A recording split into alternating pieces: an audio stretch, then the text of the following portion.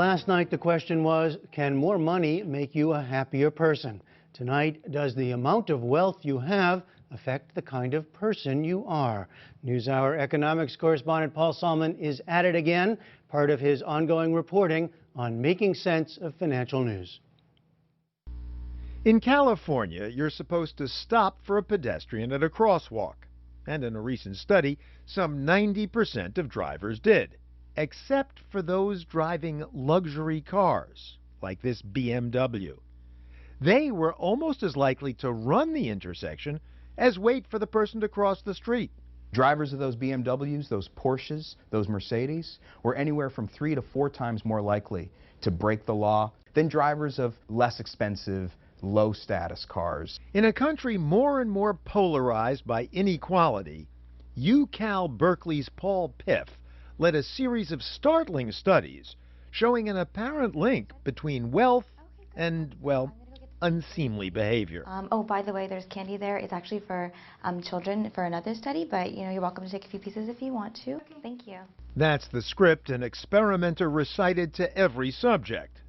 And the results? Wealthier participants took 2 times as much candy from children as did poor participants. Another experiment tested honesty in reporting dice scores when cash was on the line. People all the way at the top who made $150,000, $200,000 a year were actually cheating 4 times as much as someone all the way at the bottom who made under $15,000 a year just to win credits for a $50 cash prize. So, experimental evidence that rich people are more likely to break the law while driving, help themselves to candy meant for children, cheat in a game of chance. Also, to lie during negotiations and endorse unethical behavior, including stealing at work. The academic paper that resulted made headlines everywhere.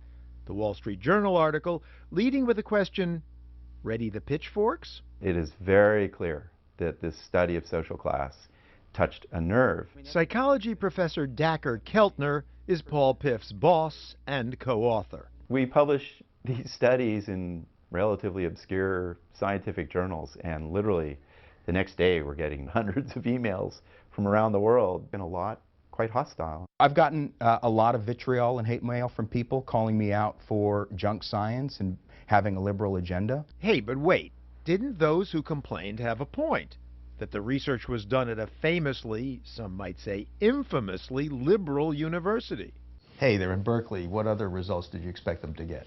I regularly hear the Berkeley idiot scientist who's finding what they expect to find. Let me tell you, we did not expect to find this. Our findings apply to both liberals and conservatives. It doesn't matter who you are. If you're wealthy, you're more likely to show these patterns of results. Results consistent across 30 studies he's run on thousands of people all over the United States.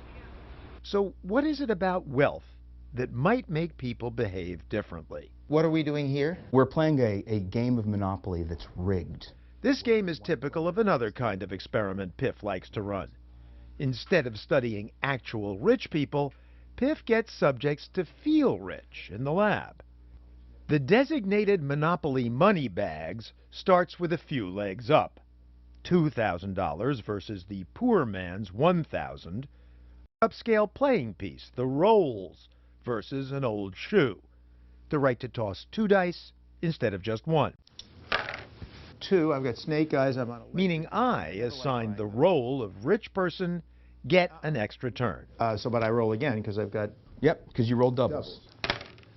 6, so 1, 2, 3, 4, 5, 6. And that's Tennessee Avenue, and of course I'll buy that. Meanwhile, poor Paul Piff.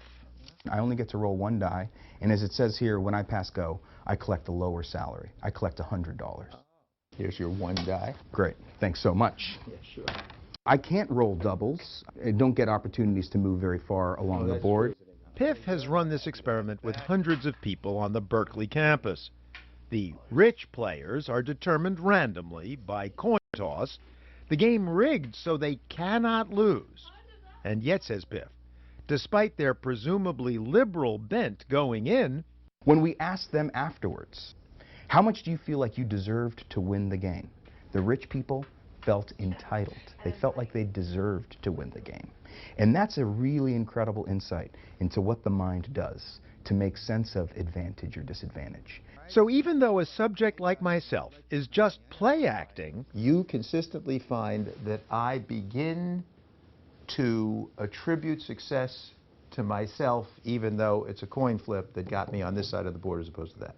You, like a real rich person, start to attribute success to your own individual skills and talents, and you become less attuned to all of the other things that contributed to you being in the position that you're in. How is the American dream achieved? Piff is part of a team headed by Dacher Keltner that studies the psychological effects of both absolute and relative poverty and wealth. We can also ask, do people believe in this dream? What they're studying is economic inequality, which, as our viewers probably know, is as high as it's been in almost a century in this country. There are new data coming out on a daily basis from top laboratories showing no matter how you look at it, the effects of inequality are pernicious upon things like bullying on school playgrounds, the quality of your physical health, how you handle disease. What's somewhat surprising, says Keltner, is that even the haves suffer. One of the things that Wealth and Money does is it comes with a set of values and if you want, a deeper ideology, and one of them is generosity is for suckers, right? And greed is good. But it turns out there are a lot of new data that show if you're generous and charitable and altruistic, you'll live longer, you'll feel more fulfilled, you'll feel more expressive of who you are as a person, you probably will feel more control and freedom in your life. Of course, there are plenty of wildly generous rich folks.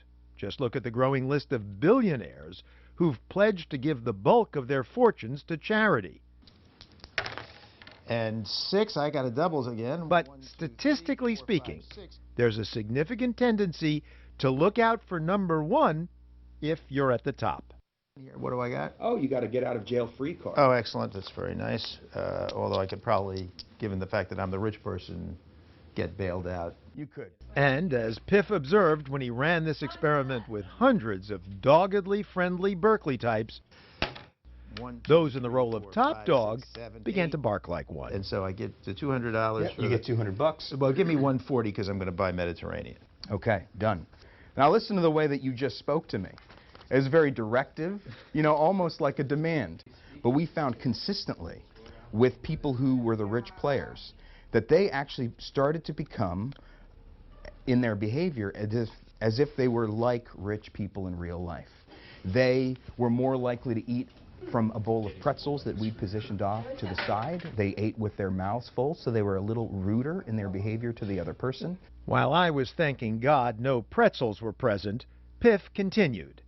Those arbitrarily assigned the role of low dog became more nearly man's best friend. If I take someone who's rich and make them feel psychologically a little less well off, they become way more generous, way more charitable, way more likely to offer help to another person. So when people are playing this Monopoly game and they're in the poor person role that you're playing, they, if they were rich in real life, become more understanding, more compassionate?